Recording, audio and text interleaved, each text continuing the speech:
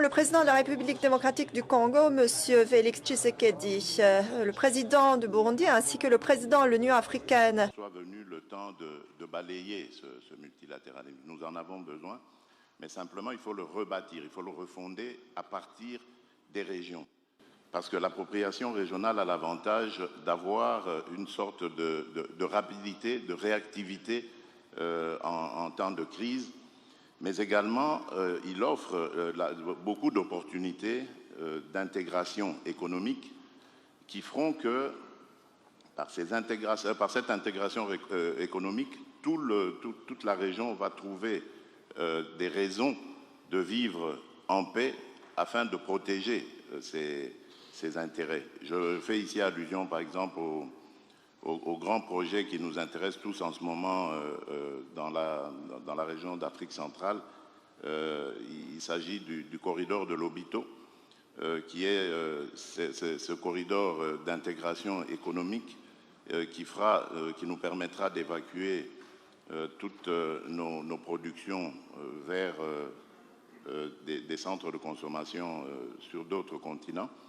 Et cela démontre évidemment un intérêt que tous ces pays ont à vivre en paix, stable et en tenant compte évidemment des intérêts de chacun. C'est très important, je pense, d'aller sur cette voie d'intégration régionale parce qu'elle permet d'aborder les problèmes en connaissance de cause. Dans la région, les pays généralement vivent ensemble, se connaissent. Il y a une approche humaine et culturelle qui fait que tous les problèmes peuvent être abordés de manière à savoir comment les aborder de manière sereine et en cherchant évidemment des solutions plus appropriées, tandis que lorsque ces problèmes sont regardés par le multilatéralisme, on sent une certaine distance et une certaine inefficacité à aborder et à les régler comme telles. Donc je pense qu'effectivement l'appropriation régionale est une opportunité essentielle qui permettrait évidemment au multilatéralisme de se conforter. Et bien évidemment, il faut établir les mécanismes qu'il faut et surtout garder l'influence du multilatéralisme, mais en créant évidemment des attaches, des liens avec les communautés économiques. Qui a bien organisé ce forum, un forum très important pour échanger sur les défis du moment. Nous parlons beaucoup du multilatéralisme, nous parlons de la gouvernance mondiale, parce qu'effectivement, le monde commence à sentir qu'il y a dislocation au niveau de la communauté mondiale. C'est pour cela qu'on commence à revoir nos origines, parce que je considère que la communauté internationale, c'est comme une famille qui est fondée. Même dans une famille, le mari et son épouse doivent vivre en commun. Et s'il y a des problèmes qui causent des divorces, il doit y avoir un mécanisme, soit d'assumer le divorce, soit de les unir. Aujourd'hui, alors, on commence à voir comment cette communauté mondiale s'est créée afin de les renforcer. Toujours d'abord des États membres de cette communauté internationale qui se sont engagés à vivre ensemble, à se coaliser. Mais vous savez, quand vous voulez une vraie unité, il faut que chacun s'assure qu'il est bien tenu. Être bien tenu, c'est-à-dire, je peux tenir celui-ci de gauche par ma main gauche, lui, il me tient par sa main droite. Je tiens l'autre comme ça. Alors, si je suis rassuré que je suis tenu de tous côtés, je me sens bien, je suis debout. Mais quand il y a quelqu'un qui lâche, effectivement, ça se disloque. Or, pour aussi, moi, me rassurer que l'autre est joué à moi, il faut qu'on s'entende avec celui-ci. Donc, en fait de compte, il y a des moments où je ne contrôle pas ceux qui sont loin.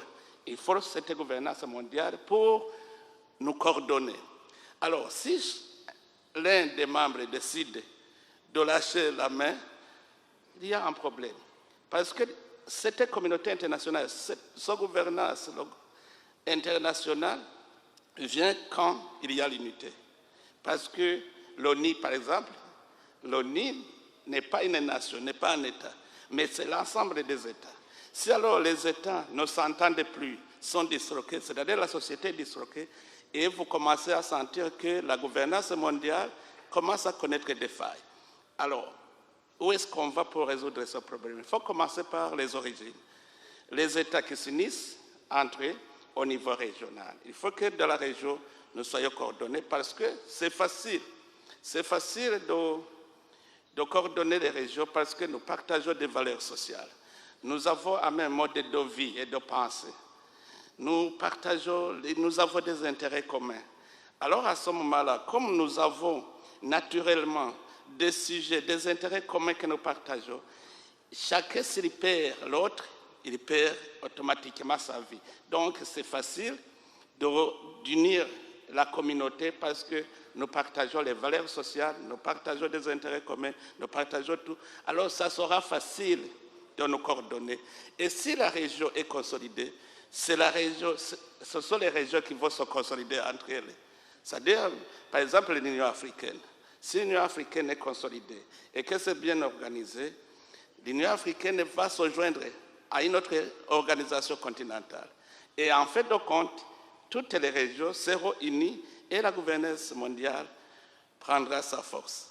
Donc, je pense que maintenant que nous constatons des failles au niveau de la gouvernance mondiale, que nous constatons des failles au niveau des relations entre les États, c'est le temps maintenant de voir comment consolider, encore une fois aller à la base, consolider les régions et continuer à consolider le monde entier. Voilà ce que je peux contribuer. Je vous remercie.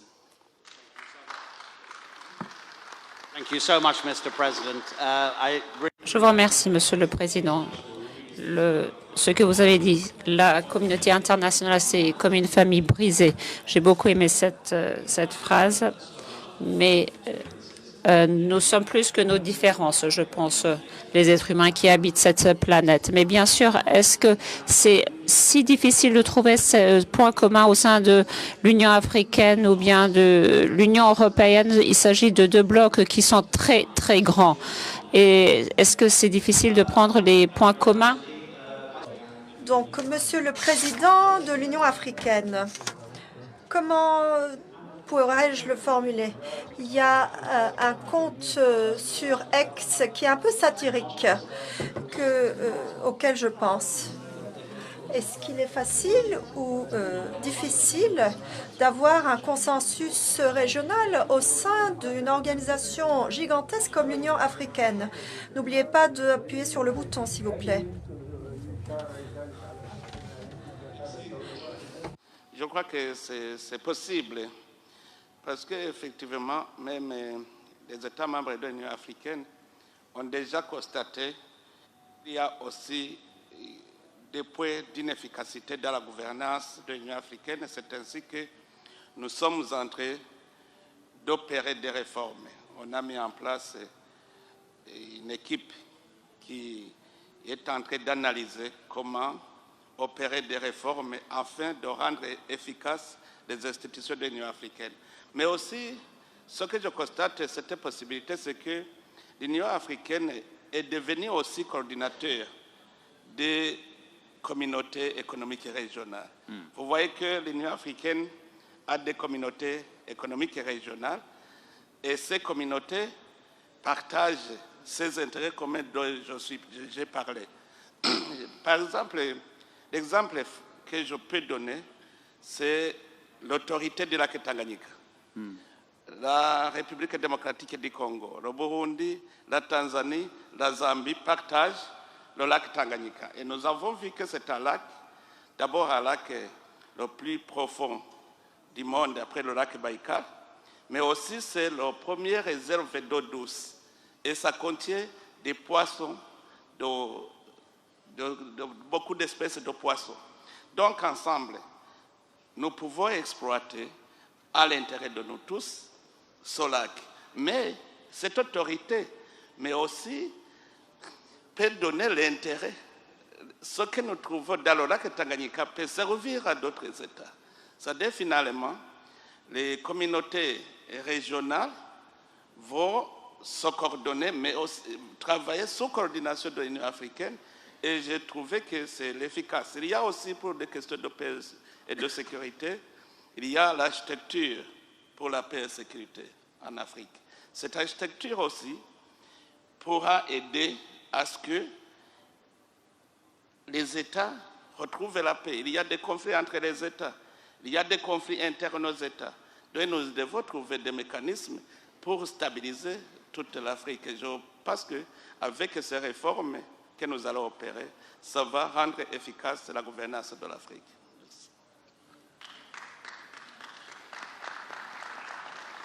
President Tshisekedi. Président Tshisekedi, vous voulez contribuer? Merci. Je dirais que pour réussir évidemment à relever ce défi, l'Afrique doit réaliser deux objectifs. Le premier, c'est d'abord de respecter ses engagements, ses principes, notamment celui de la souveraineté des États et de l'intégrité territoriale des États. Ensuite, c'est celui de réaliser les objectifs qu'il s'est fixés. Et ici, je fais référence à cette initiative dans laquelle j'ai engagé mon pays et sur laquelle d'ailleurs plusieurs pays africains se sont engagés, ont ratifié évidemment cet accord. C'est l'accord de la ZLECAf, la zone de libre-échange continentale. Je pense évidemment, on parlait des régions tout à l'heure, que nous réussirons à gagner ce pari en développant nos communautés économiques régionales, en les interconnectant déjà, en les intégrant économiquement et en développant des infrastructures. L'Afrique est gigantesque. La République démocratique du Congo, à elle seule, représente à peu près toute l'Europe de l'Ouest, vous vous imaginez, y compris le Royaume-Uni. Donc, c'est une grande superficie qui a 9 voisins et nous devons donc réussir à intégrer tout cela en développant justement des projets intégrateurs structurants qui vont nous permettre à la fois de nous interconnecter, je l'ai dit, mais également de développer de la richesse par la transformation évidemment locale et l'Afrique. Le grand avantage que j'ai toujours dit que nous avons, la plus grande ressource que nous avons par rapport aux autres États du monde, aux autres régions du monde, c'est la ressource humaine. En Afrique, la jeunesse est très très importante, très nombreuse d'ailleurs et très active. Nous devons ici réussir à l'encadrer, à la former et à la préparer aux défis à venir.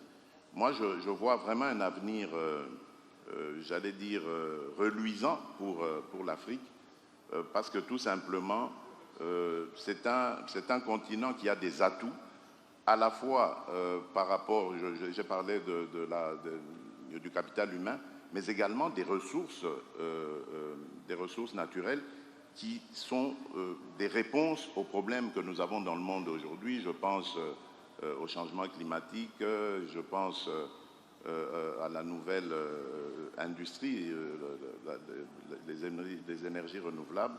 Et je pense que l'Afrique pourrait donc, si elle prend à bras-le-corps ces problèmes, elle pourrait être un acteur essentiel dans les défis que rencontre le monde en ce moment.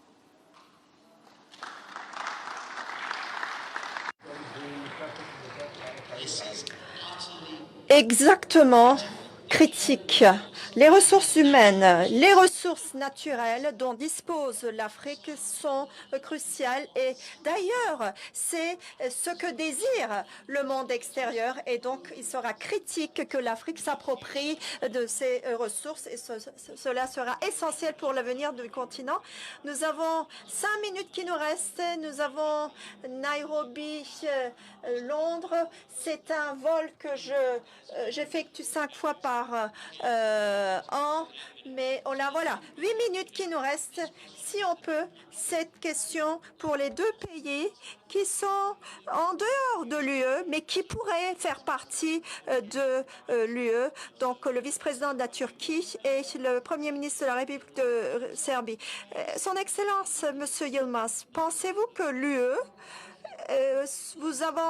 vous bénéficierez économiquement ou plus? Alors déjà, j'aimerais commencer par souligner que être indépendant ne signifie pas d'être isolé. Une nation souveraine, normalement, peut décider de ses actions. Et cela ne veut pas dire qu'on est isolé des structures mondiales ou